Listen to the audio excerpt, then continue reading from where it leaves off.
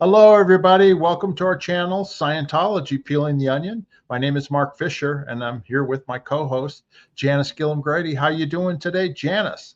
I'm doing good, Mark. Good day, everybody, and welcome to another episode of Scientology, Peeling the Onion. And Yeah, hey, Mark, exactly. I wanted to mention to you, Vegas had a big event the other day with the implosion of the Tropicana at That's the right. The hotel. And hotel. yeah, and I know you did a little show on it, but I wanted to mention I was on a flight the other day, and sitting next to me was the father of the gentleman who had the contract to implode the Tropicana. And he says to me, he says, "Yeah, there's even a banner up there with my name on it." And he shows me a photo, and then and we fly into Vegas, and there it is, the Tropicana with his banner on it saying Miller. Yeah, And it's it was, big. yeah, it was huge. And he said it's going to just go up with the implosion. So, yeah, Well, it yeah, they was did a great interesting. job with it. They shot off fireworks. It took about 6 minutes with the fireworks, and then they dropped the buildings right down on the ground, and now they're Yeah. going to take them away and build a baseball stadium there. But it was quite something to see. Yep. And, And if you're interested in the connected to Scientology, I actually have, and I got to find it, a Tropicana magazine from the 60s with Heber in it. And when Heber used to sing at the Tropicana before he got into Scientology. oh, So there I'll you have to go. pull that out and show everybody. Well, I did a video on my other channel, Las Vegas Travel and More, about the implosion of the Tropicana and its history. It used to be mob Yeah. connected and all that. So anyway, you can go to my Las Vegas Travel and More. There's a link in the description below, and then you can watch that video if you're interested. But tell everybody, Janice, who do we have here today, and what are we going to talk about? Yeah, this is a longtime friend of mine. I've known him since 1970s. We were on the Apollo together, and then, we were in Clearwater and Los Angeles. And even after he left the Sea Org and I left the Sea Org, we still stayed in touch, and I'd do events and he would come to Vegas. And he's a longtime friend, and his name is Homer Schomer. Yeah, and we did a video last week, right? About him and his daughter. Yeah. Right? Last week, we did a video on Disconnection about his daughter, Val Page. And yeah, this is still a story of disconnection and the cruelty of it, where she's been separated from him for so long, and he has a granddaughter and doesn't see her. Very, very sad, but we're going to get into Homer's story now. We did That's right. Valerie. Now we're going to do Homer's. So this will be good. Right. Well, without further ado, I'd like to introduce everybody to Homer Schomer. How you doing, Homer? Hi, guys. How you doing? Good. Hi, Homer. For some reason, it looks like my eyes are looking down all the time. I guess maybe that's the way the screen is, just to give you some knowledge of if you're just because your camera's up top, you're looking right. at the screen below. Exactly. Okay. Got it. Okay. But just for your knowledge or whatever. So not a problem at all. Well, Homer, we're going to start at the very beginning. Okay. How did you get into Scientology? Where and when? And we'll go from there. Well, I was living with my daughter, Valerie. This was like in around 60, the late 60s, 68, 9, 70, in Manhattan Beach. And an old time friend of mine, who was named Jim McMullen, his ex-wife lived up the street. And he used to come down and visit her every once in a while. And he apparently went to see one of these big introductory get-togethers at the Shriners Auditorium in LA, who I guess Allison Parkhouse was there. And I'm not sure who the male guy was. And I guess he stayed up all night talking to Allison and the male guy, male guy, yeah. And then the next day he came down and was telling me about it, and said there was another lecture the following night, which was that present night. And if you wanted to go, we could all go together. So I did go, and it was sort of interesting. A lot of people were there. And that was about it, and I was sort of thinking about it. And he, during the next couple of months, had mentioned about it. He also mentioned that he was, he met a friend there named Mike Levin, who had the Tarzana franchise in Tarzana, and he would go there, I think, every Thursday night or something. And he talked me into going one night, one Thursday, and I met Mike. So happened Heber was there because Heber was good friends with Mike, and Mike and his wife. And I started going also every Thursday night, for, quite a while, for months, and I started getting some of my grades. Actually, I got, through grade 4 at the center, and through I actually got power at the new AOLA, which was just starting in LA, and that sort of started the whole thing. And it's sort of like I had quit my job working for the sales engineer for Sylvania Electric, and I started getting more and more into, what am I doing? Making all this money, and where's it going to go? And the house I was living at had a duplex, and I was, at time to time, I'd have to repair things. And one Saturday, I was out trying to find a cushion to repair from the rental unit, and I was saying, here I am paying, trying to find a $20 cushion. I could be down at Asho, where I started going also, and I was doing some student auditing and a little bit of volunteer auditing, and I could be making them, hundreds of dollars. What am I doing? So I had quit my job, and I decided that, I wanted to join the Sea Org. But of course, I had my daughter, Valerie, who was about 8 years old at the time. And a little bit afterwards, this girlfriend that I was dating at the time, Mary Evely, we took a trip up north, and she has a lot of friends up above San Francisco and so forth. And on the way back, we happened to stop at the franchise where Phil Spickler worked. And, I guess he was actually partners or associates with Sarge Gabrodi. And we actually stayed at their house. By the way, I just read something that Phil, I think, passed away several months ago. Yeah. I think it was a few years ago, wasn't it, Mark? Oh, maybe 2020. Yeah. Right. Yeah.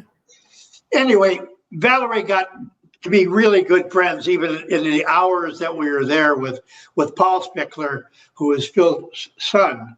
And they started talking about, well, why don't, since you're single and we've got a nice home and so forth, why don't you leave Valerie here and they can grow up together for a while? And if you wanted to join the Sea Org, you can. And I said, well, I don't think so, But yeah.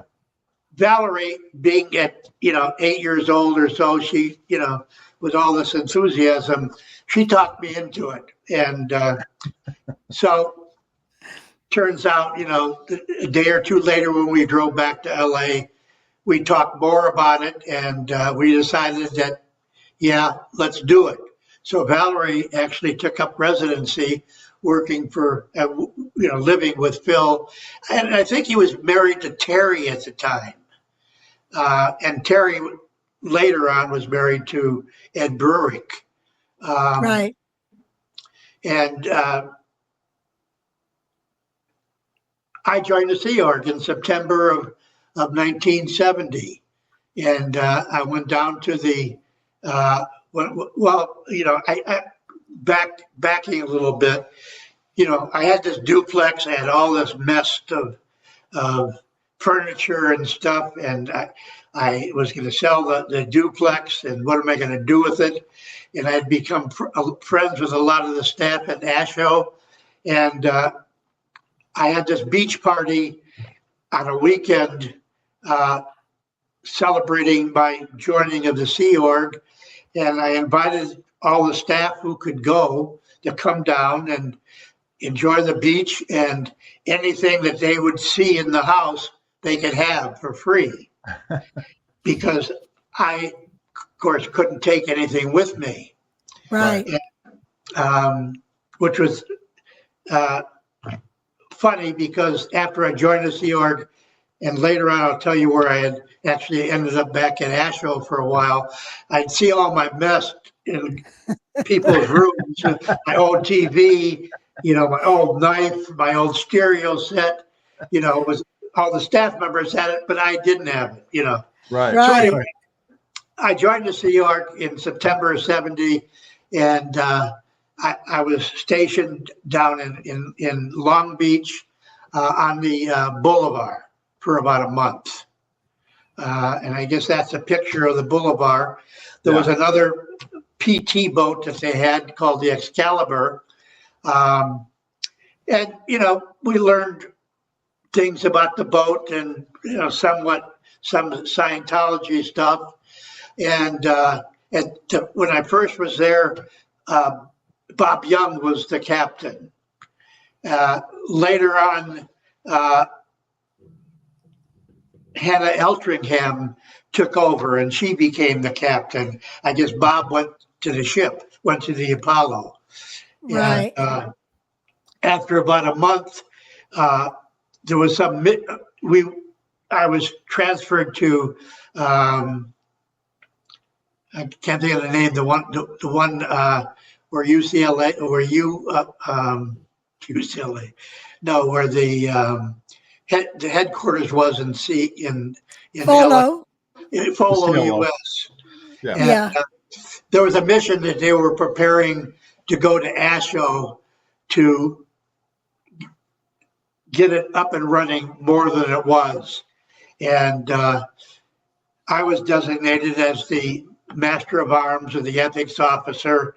Chuck Murray was the Communications Officer. Diane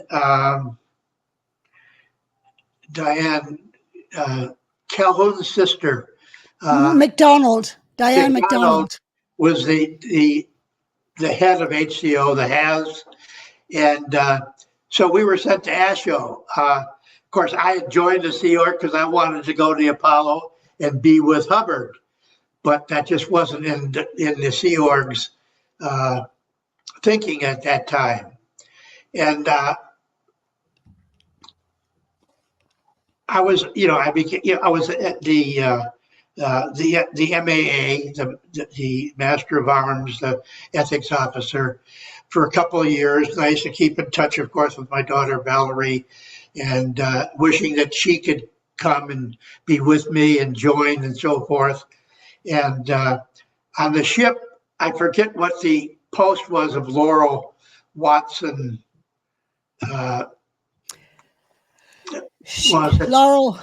Laurel Watson. She was director of personnel. She was there manning the Apollo. Oh, okay. And also Sandy Barnes was underneath her.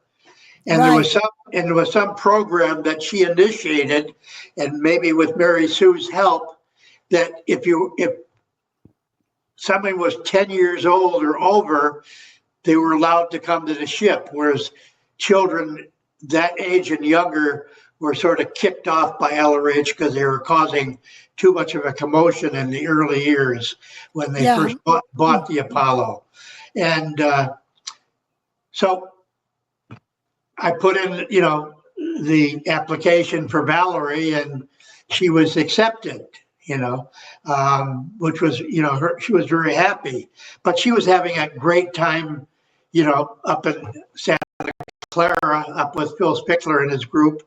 And, but she came down, and just as she came down and was accepted, I was on the ship and I was sent back to Asho on a mission. So there's a lot in between there that I'll have to fill in.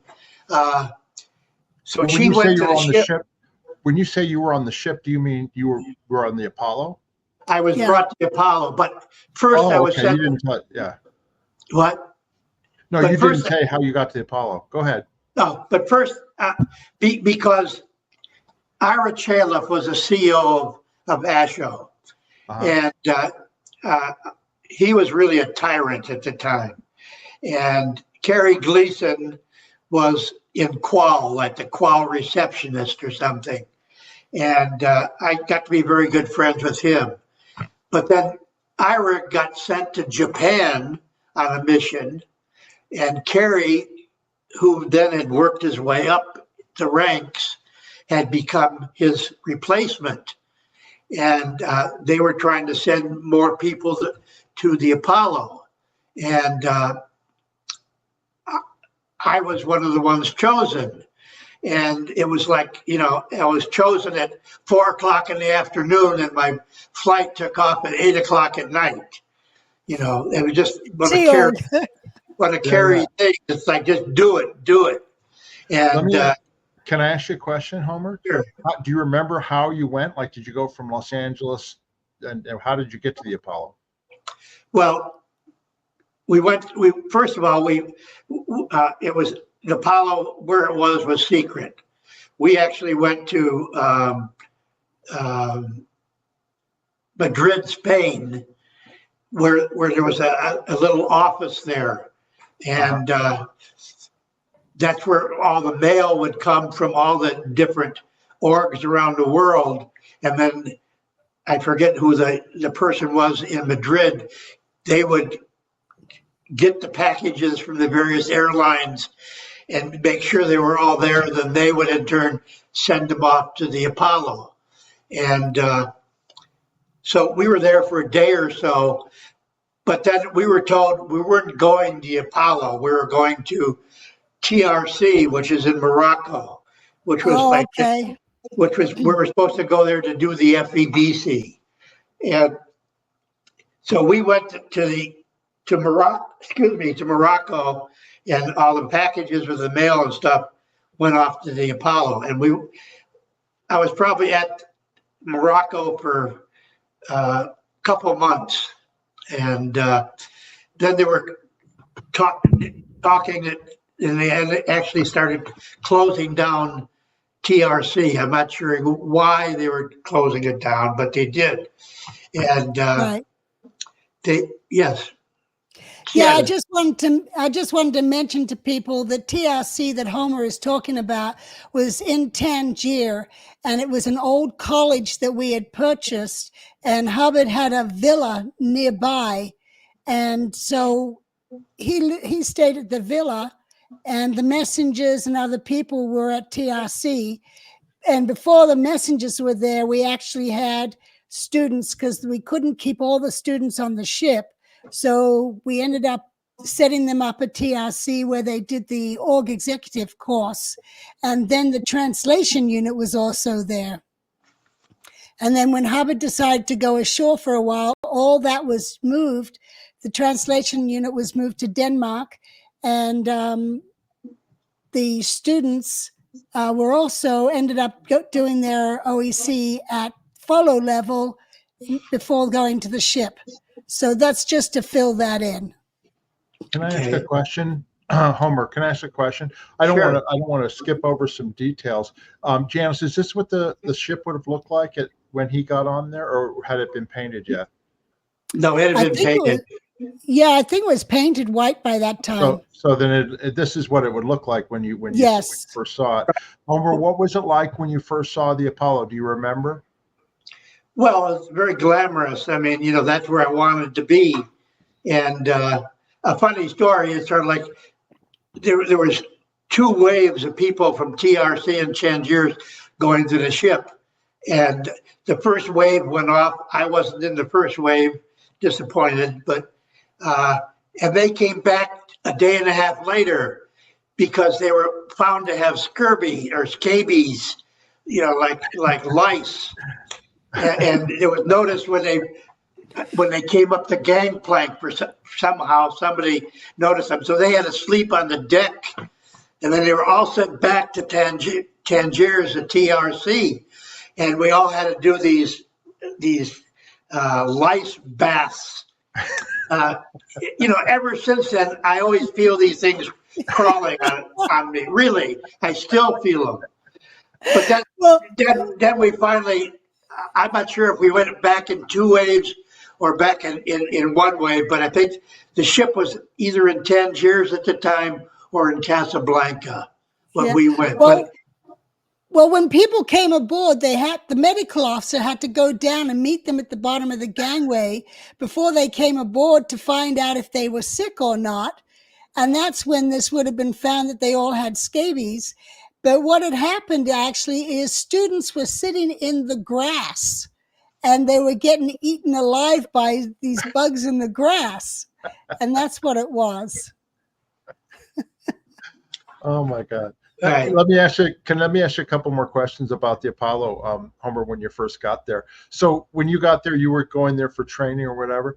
Was Hubbard on the ship at that time, Janice, or do you remember the first time that you saw him, Homer? I'm not sure if he was on the ship or not at that time. I don't remember. I'd say he was. Okay, so, and for some reason, I did not continue on with the FEBC. I was assigned to HCO with Phoebe Maurer and Bob Pryor, working with them two for a month or so, and then I later got reassigned to the external comm with Ellen Clayman. I forget her. What's her married name? Reynolds. Ellen Reynolds. She's still in the Sea York. Yes. And she was married to Wendell. Wendell, right? But it was really an honor being there, and it was and from external comm when I worked there, that's from where I went to. I was chosen by somebody did an eval at Asho Foundation and found out that the CEO there at Asho Foundation, Carl Carlson, was causing the stats to decline. So me and I forget who else went with me. Oh, it was Natalie Fisher, who was actually working somewhere in the Pacific Pac area, and she was she took over from Carl, and I became her deputy, her org officer. And okay, can I ask you though, did you meet Hubbard or see Hubbard, during that time before you went back to Asho, or was that later? Oh yeah, because there was many months in between there. In fact, one time he assigned me liability for some reason, something I did in external comm, and that was the time that Milton Casales was on the ship, and he brought Butterflies Are Free to Lisbon, and there was a special showing for the crew, and I didn't get to go because I was in a lower condition. Now, do you remember seeing Hubbard? Like, do you remember what was it like when you saw him the first time on the ship, or what do you remember? Well, it's like you feel very small. In fact, he's walking, and he'll sometimes. I used to see him many times because I used to live in the forecastle or the front of the ship, in the bow of the ship, and external comm was sort of in the aft end of the ship. So when I would go to sleep, he would be sort of just waking up, and he would be taking a walk on the tween decks on the one side of the ship, with his messengers, and so I'd see him often at that time, and by that time, for some, he did know who I was, and sometimes would say, "Good morning, Homer," or just wave or not say anything because he was talking to somebody. So I saw him pretty often, and I'd make it my point to try to see him too. So, you'd always walk by his office and look in the window and see him, auditing or CSing folders and so forth. I see. Right. Now I have another question for you. Mark, I want to just go back. Homer was talking about butterflies are free. And just to show the importance of this is Milton had come to the ship and worked with Hubbard. Hubbard helped him work on the script for Butterflies Are Free, which starred Goldie Hawn and Eddie Albert. Yeah, Milton Casellas. Right. And then he did the film, and he then set it up with a local theater in Lisbon to play it. And so everyone from the ship it was a big deal for everyone to go. And Hubbard went, Mary Sue went, I went, everyone went except for Homer and a few other people. So it was a big deal that Milton had gone out of his way and set this all up. And we'd all gone to the movie theater with buses and that type of thing. Yeah. So it wasn't a good time to be in liability then. It was a very disappointing time, right? But right. Okay, now I have another important question for you. Do you remember when you first met Janice on the ship? Oh, it was probably not too long after I got there, because you always would see the messengers running around, and especially when I was in HCO, there was always something going on. Something happening, with ethics and so forth. And Ellerite would always be sending down something, or even when I was in external comm, but that was later on. So, but it was very close to when I had entered and gotten onto the ship. Janice, do you remember meeting Homer or having interactions with Homer on the ship? Oh yeah, everybody had interactions with Homer on the ship. I mean, he was an HCO, and but I remember, and I'd have message runs to him. And then I remember, weren't you the director of RAM later on? And people had to go to you for supplies? That was in Clearwater. Oh, in Clearwater. Okay. That's when I met you. Right. Okay. Yeah. So I just wanted to establish that. So Janice, you were just a teenager then, right? Working for Hubbard as one of his Oh yeah. I was a young teenager. I said, tween.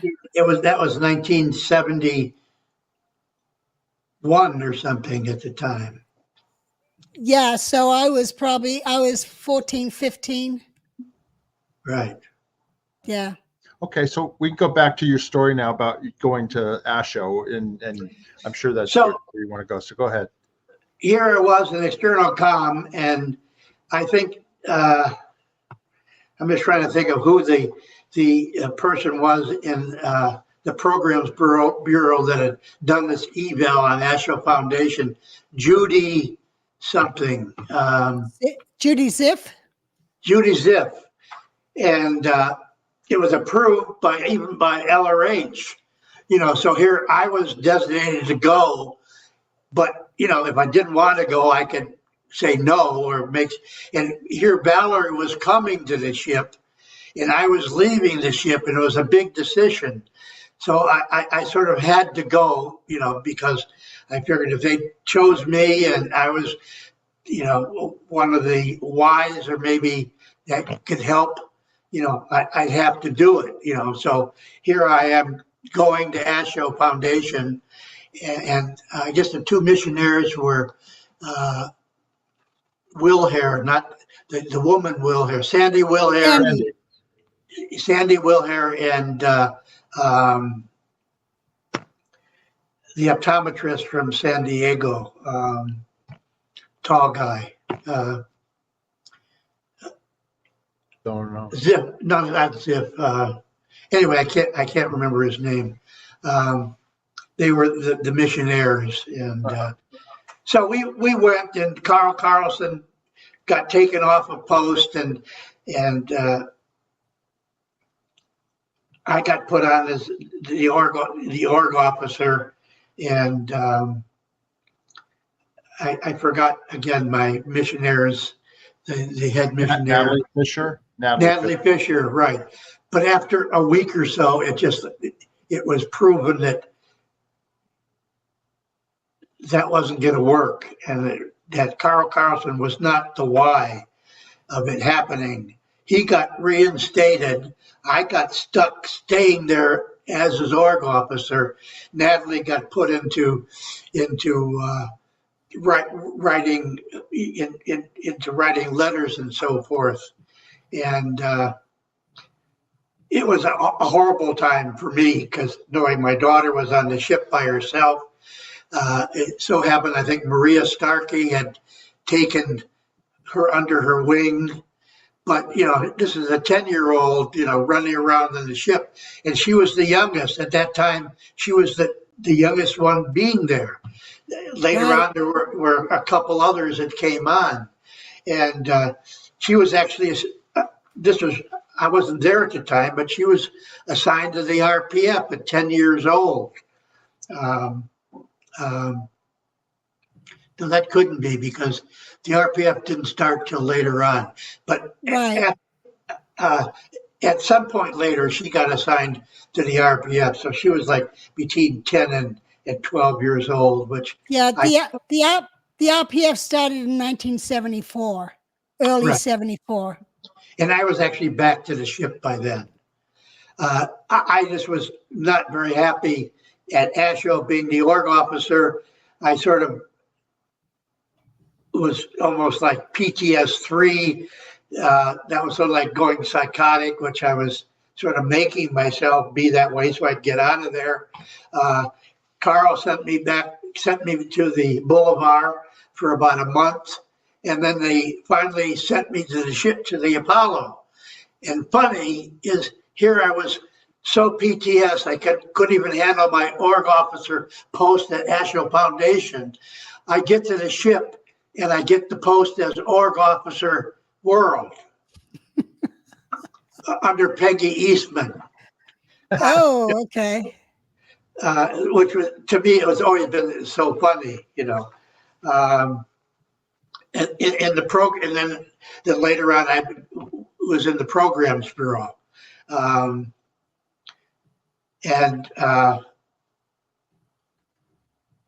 is that when you reunited with Val on the ship? Was that when?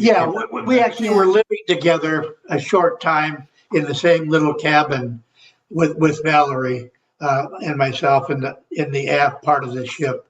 And me being in the Programs Bureau, which I wasn't, I was the org officer Programs Bureau, because that's the shift in posts and titles and how the structure was on the org board.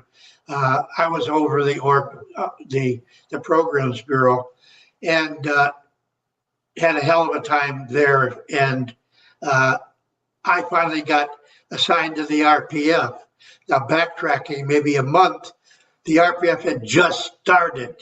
There was only one person in the RPF, Gilbert. Alan Gilbertson. Albert Gilbertson. He was the one person, and there's no way that one person can get himself off the RPF. But within a month's time, there was about 25 of us, including Norman Starkey, Quentin Hubbard, a couple other class 12s were on the RPF. And at one time, I was even made as the bosun of the RPF. And just around that time, also was a time when the Apollo stars started up, because LRH wanted to have better public relations with the ports that we were in. Right. And before we get into that, Homer, I want to backtrack just a little bit and ask you a couple questions. When you came back to the Apollo and Valerie was there, And you guys said you shared a cabin. What were the living conditions like for you and Valerie at that time? And your experiences, like what was she doing during those times? And you were working and all that. But what was that like? Well, I think at that time she was like Mary Sue's, like a runner, like Janice was a messenger, Mary Sue's messenger, and doing odd little run around and deliver stuff. And she got to know Mary Sue quite well. And I think Mary Sue really helped her a lot. Right. But by her being up there with Mary Sue as her runner or messenger, that's where Valerie would have gotten to know this group of people, because this group of people were the top executives for Hubbard at that time. With Tony Dunleavy was probably the staff captain, and Kimmer and Jill were probably, over the Flag Bureau, and Ken Urquhart was LRH's personal communicator, and John and Alan ran Action Bureau, and Valerie was the flower girl for Jill's wedding to Alan. Yeah, she knew everybody. She made it. She was very, very outgoing. When I met her, she's very friendly always to everybody. Yeah. Right. But what I was going to ask you though, with Homer, like were you able to have meals together? I mean, what was it like on the ship living with your daughter? Sometimes, because she was on a different schedule than I was, and where I would go to eat would be in the aft lounge, where she might. I think she was in the main dining room. She had a table with maybe some of the messengers or whatever. I'm not quite sure.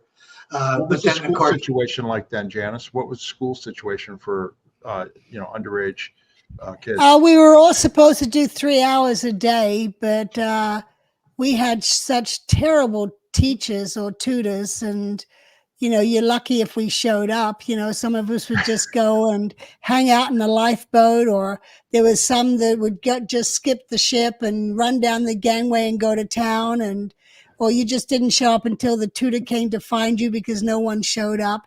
But then when John Horwich was put over the training, he actually found that we all liked to type, so he got us on typing. But yeah, it was not a good setup for children for schooling. All we did was reading, writing, and arithmetic. That was it. There was no science, no nothing else. History, yeah. Yeah, no history, no geography. You learned your geography up on the bridge looking at a chart. Right. Now that was going to be my next question for you, Homer. Janice has told us that you would have a position in the organization, but then you also would have a ship position, right? So like when the ship went to sea, did you have a position or something that you did when the ship was at sea? I had a couple. One was wreck path, was like you're looking at it's like sonar, that you're not running into any rocks or whatever.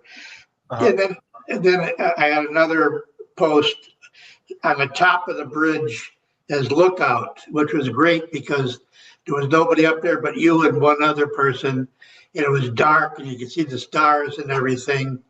But there were many times when I was on the bridge and LRH would come up, and be shouting orders or finding out what we were doing or where we were going.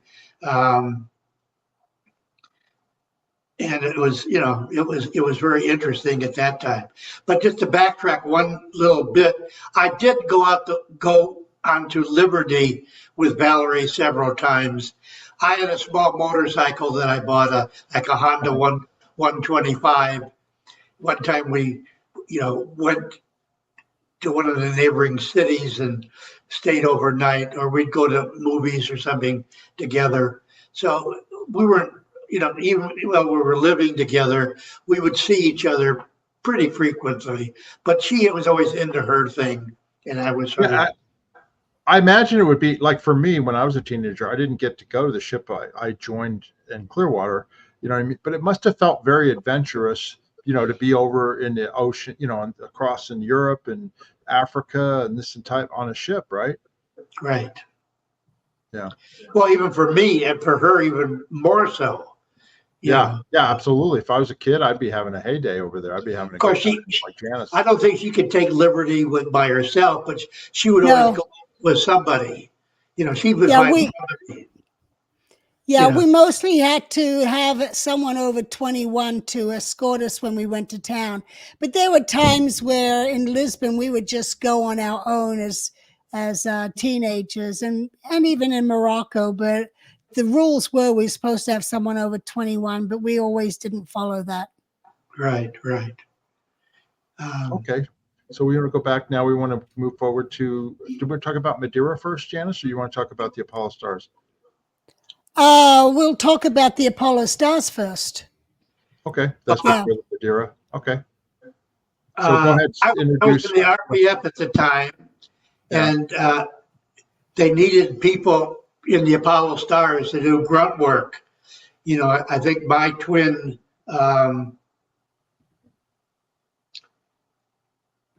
can't think of his name right off the bat. He was reprieved, and he became the equipment manager, and I was reprieved, and I became his assistant. And that was like, you know, all this equipment that the Apollo stars had, their guitars, their amplifiers, microphones, extra uniforms, you know, all that stuff was our responsibility to get it to the venue where we were going to play and home again. And also, Right. you know, onto a truck or something that was provided by what they called the road manager. And then I was promoted to a road manager. Of course, this is a picture of the Apollo stars. I don't remember. I remember them, but not their names. I know that. I can Yes, you go. do. I can go through the names, Yeah, but they're just a so musical group. everybody, Yeah. Go ahead, just Janice. so everybody knows how the Apollo stars started, is we'd sailed into Madeira, and it was we sailed there every year practically for New Year's, and the mayor of Funchal, which was the capital of Madeira, asked if we had any musicians on board because he wanted to put on a show down in the center of town, and so Captain Bill, Neil Safadi, even Nikki Freeman, Mary Sue's communicator, all got involved, and anyone who could play was kind of thrown together and formed a band. And some of them were even in the RPF at the time anyway. So they did a performance, and it was so well liked that Hubbard then said, let's do this for public relations for every port that we sail to. So that's where the Apollo stars were formed. And in this picture, I'll go from the left. In the front lower left, that's Neil Safadi. And Neil has left Scientology. He left in the early 80s out of Clearwater. And he's actually going to come on our show and do an interview. And then behind him is Russ Meadows. And Russ was a auditor and later a cramming officer. And he actually sadly passed away about 2-3 years ago. And then next to Russ is Luton Taylor. Luton played the trombone. And I don't know if African American. He's a black man in the back. And I don't know if Luton's alive or not. I heard that he'd passed, and I heard he was alive, so I don't know. But he's not in Scientology. And then in the center of the photo, that's Hubbard himself, L. Ron Hubbard. And then next to him in the back, that's Tom Rodriguez. He played the bongos, and he was from Puerto Rico. And next to him is Charlie Rush. We talked about Charlie Rush. Yeah. Charlie married one of my best friends, Annie Tidman, Annie Broker. And he was the drummer. And in front of Charlie is Tamia Arbuckle. He was the bass guitarist. And as far as I know, Tamia is actually still in. I haven't heard of him leaving. I did hear his wife passed away, but I don't know about him or their child. And then next is Craig Ferreira. He was the guitarist. And some people have heard about Mark Ferreira or Muff. That's his younger brother. And then Kenny Kampleman Kenny was probably only 14 at the time, and he was the flute player. And then behind Craig and Kenny is Wayne Marple. And those were the original Apollo stars. Okay, Homer, Yeah. back to you. Go ahead. Janice, you want to go ahead and show all the other photos and stars and stuff you can. Go ahead. Oh, okay. So anyway, I was promoted from the assistant equipment manager to the advanced man. And the advanced man was one that makes sure that the needs of the Apollo stars were met. Otherwise, that they had water, food, that there was transportation, that they had meals when they were supposed to have, that I was supposed to liaison with the people ashore to get transportation for not only the people, but the equipment and so forth.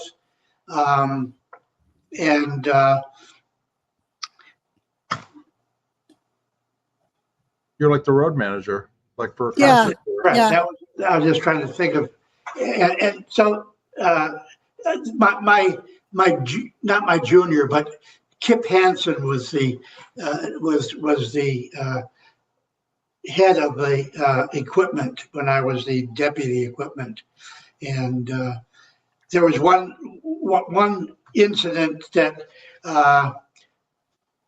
we were playing for a NATO ship on the dock in Lisbon, and it went really well. And when I was the road manager, and when I called up the Portuguese, because we were in Lisbon, guy that provided the trucks and so forth, he said we couldn't go directly there. We had to go around the city, and I couldn't quite understand why or what he meant. So we had to take this truck around the city, and there was all our equipment at the end of the dock, just sitting there. The ship wasn't there. The NATO ship had sailed. Apparently, the communists or Russians had invaded Portugal, Lisbon, and they were coming into the city. And of course, NATO couldn't be there at that time. They took off. So we loaded up the equipment, took it back to the ship. There was some kind of emergency measures to get whatever had to be done by other people on the ship. And we sailed to Madeira, which was a Portuguese island off the coast of Lisbon.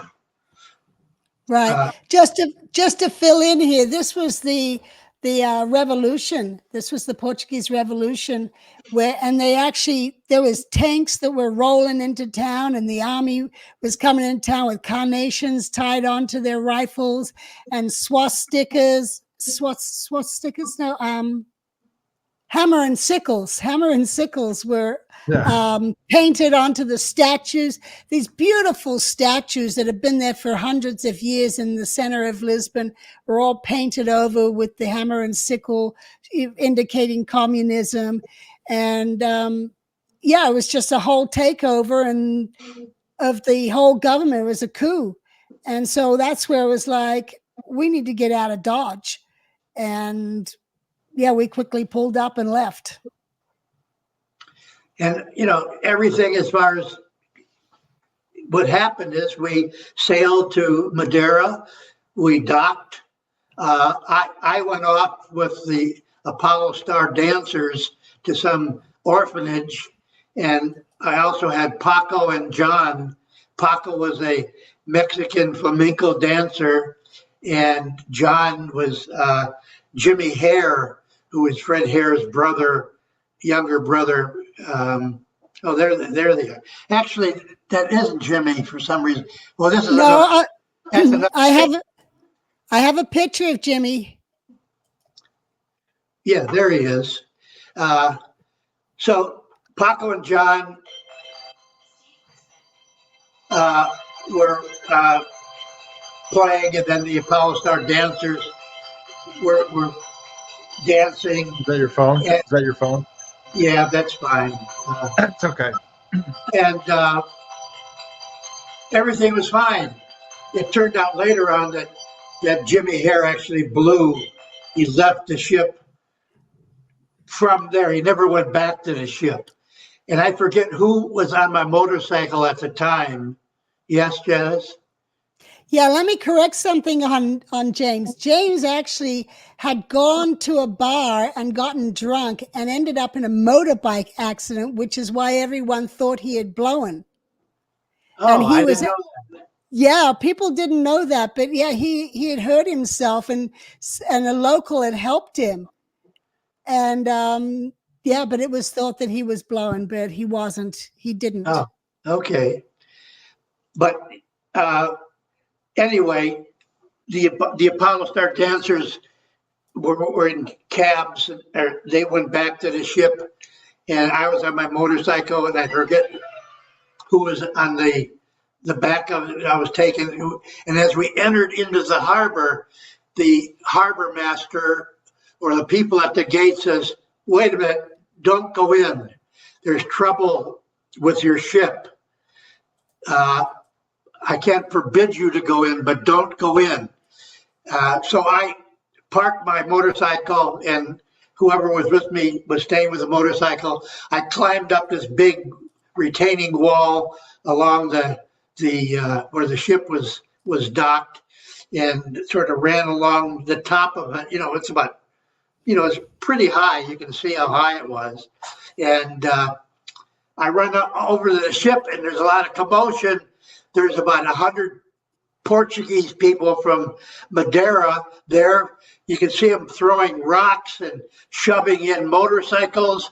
Mary Sue's Mini Cooper station wagon was thrown in. Anything that belonged to the ship that was on the dock, which usually is offloaded from the ship to the dock when they first arrive, was thrown in the drink. And of course, I didn't know what to do, so there was nothing I could do. I wasn't going to get into the commotion. I know that several people were hurt because they got hit by flying rocks. So I went back, got my motorcycle. We went to a local hotel, which I guess we saw somebody that says that's where they're staying. It looks like it's this one here because it was like the Hilton. The Sheridan. The Sheridan. And I know that Mary Sue was there. The Apollo Stars were there. I guess anybody that was on Liberty that day was there, and they couldn't go back to the ship. And there was very little communication to the ship and what was happening. But I think around 2 or 3 in the morning, there were our barges, our loading, what do they call it, skips, were going back and forth from the ship to shore, and anybody that was on shore from the ship were taken back on the ship, which had gone out to anchor. I was very concerned about my motorcycle because that was the Triumph that I had bought from L. Ron Hubbard. It was given to him by Mike Bauer years before when he came back from leave, and I had become friends with one of our where we had a gig with a hotel owner, and I got his okay that I could leave the motorcycle there, and I would somehow pick it up sometime in the future, which I didn't know what was going to happen. As it turned out, the ship was allowed to come back into shore in the morning, get provisions, and then we could get the hell out of there. And I went and got my motorcycle and brought it back on the ship. So that handled that thing. And then we took off, and I think we went to Bermuda. Yeah. Yeah. And that was the Atlantic crossing. That was the Atlantic crossing. Yeah. But let me just, what, Homer? No, I was thinking that was the Atlantic crossing, right? Yeah. Yeah, but let me just fill in a few things, because this is what we called the Madeira Rock Festival. It wasn't a festival, but that's what we named it. But what had happened is someone was spreading rumors that we were CIA, and I remember that morning I went over to the gym to practice my lousy game of basketball. And as I was walking out, I saw this big group of men, and I kept hearing the mention Apollo. Well, I didn't speak Portuguese. I didn't know what they were talking about, but I would hear Apollo and I would hear CIA. Anyway, so I'm on Liberty. I leave the gym, and I go on Libs and just spend the day in town. And I'm coming back to the ship like Homer was, and I get down by the dock and I'm told, hey, you can't go down there. They've actually loaded up taxis with rocks, and the taxis were going into the harbor, and customs and were letting people through the taxis through with all these rocks in them. And they were showing up in front of the ship. Meanwhile, and then they start throwing them and calling us CIA. And that's when Hubbard gets involved, and they've got fire hoses on the people trying to come up the gangway. So these are full blast fire hoses to keep them off the ship. And that's when they start throwing all the motorbikes into the drink, and Mary Sue's car they threw into the drink. And Kimma actually got hit in the jaw, broke her jaw by one of the rocks. And I remember little John Nelson. Homer, remember John Nelson? He was like 5'2" or something. Oh, yeah. He had a life jacket on. I remember him running down and trying to take the ship lines off. Well, I heard about it. I wasn't there. I was up dancing away in the Sheridan, and Mary Sue was up there. We were all found and gathered and sent up to the Sheridan to be safe. So I'm up there dancing away, and we'd sneak over and look out the window down at the ship and see the ship being coming out and going out to anchor. And we're kind of like, oh no, what's it doing? How, is it leaving or what? But it actually just went out to anchor, and it's in this picture. You can see that circle. That just shows you a comparison of how small the Apollo was in comparison to all these passenger liners that used to come in. And then this is the dock that Homer was talking about walking along. He would have gone up and then over so that the people throwing the rocks at the ship didn't see him. But it got pretty crazy down there. And then the ship finally pulled and went out. And then all the aggressors all left. And once they had left, that's when they sent in the sea sled to gather us and take several trips of us all back to the ship. And then we had to we stayed a few days and came back in. It's a sea sled, That's the sea sled there. Yeah, and we had to come back in to fuel, at which point they did have military there guiding us. And we got fuel and fresh water, and we'd actually taken supplies out on the sea sled where people would set up a whole stores party and take the food and throw it over into the ship, and then everyone would pass it down the line when it went into the storeroom. Homer, were you part of the stores party? Yes. Yeah. Well, I think anybody that was able to do it was just a long line of ship members, passing cans and boxes of food and potatoes and even large hunks of meat. Yeah. Yeah, that's right. Yeah, it was a big group effort to just get everything aboard. And as Homer said, we then headed out to Bermuda. When we left, Hubbard actually wanted us to start heading south and talk on the radio as if we were going down to the coast of Africa. But then once we got out of what we thought we got out of their radar, we then headed over to Bermuda. But little did we know they had good tracking devices, and they were tracking us all the way to Bermuda. They knew when we got there, and it was no secret. Well, we've reached the end of our hour here. Is this a good point, I would think, to end off? Is there anything else Can I about you Madeira? give me You one want to more say some more? minute? Yeah, sure. Go ahead. Well, just to go what Janet was saying, we had a good gig in Bermuda on the dock, but then when we sailed away, we were on the way to Charleston, South Carolina, and I was on the bridge at the time. My sea watch, and all of a sudden, but the telex came in, do not come, or it was in script or in it was encrypted. Encoded. Yeah. Do not come. There's people waiting for you, and blah blah blah. Apparently, the FBI was there. These are people that we sent to South Carolina or to Charleston to set up the port and so forth. So it turned LRH happened to be on the bridge too. So they sent a return telex that we have engine problems. So we're going up to Nova Scotia to have it fixed, which is north in Canada, above Canada. So we actually went south to, I think at that time we were going to Freeport. We went to Freeport. No, I don't think, because Freeport was the other way. Yeah, we went south to Freeport and then Nassau.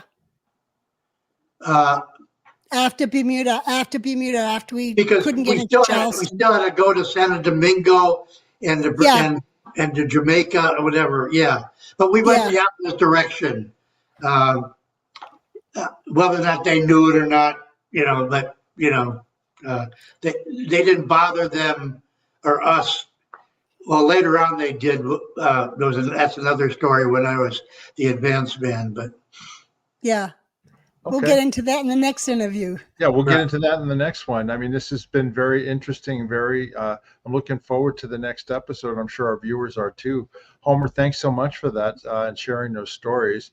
For all of our viewers out there, please subscribe to our channel. Hit that like button, hit the notification button, so that way you know whenever we have a new video coming up. And we would appreciate it if you would subscribe to the channel.